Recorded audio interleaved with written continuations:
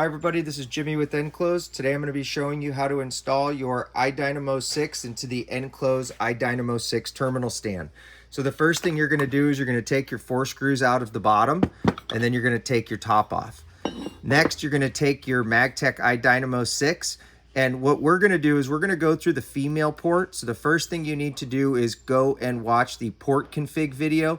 The port config will program so that data and power both come through this female port as opposed through the male.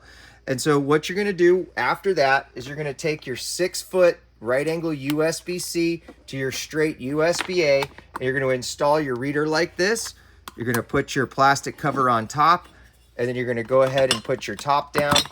And once you have that secure, you will go ahead and insert your 4 screws, put on your rubber pad, and then you are ready to go. Now, where will this connect? This is going to connect to your RT20. Your RT20 is going to have the host port, which goes into your USB-C tablet, your USB-A, which is going to have one of your Magtek cables from the terminal, and then you have your power in and or an HDMI if you wanted to use it.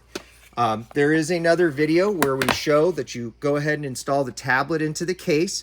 Prior to adding the display, you will go ahead and you will plug in your device. You will then attach your display so that right around here it has a little cable management, and then notice your 100mm.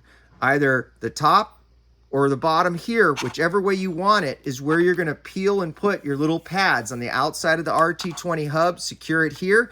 That way it won't scratch when you're vertically rotating. Your cable will be here and everything is managed appropriately. Thank you for watching. This is Jimmy with nCLOSE.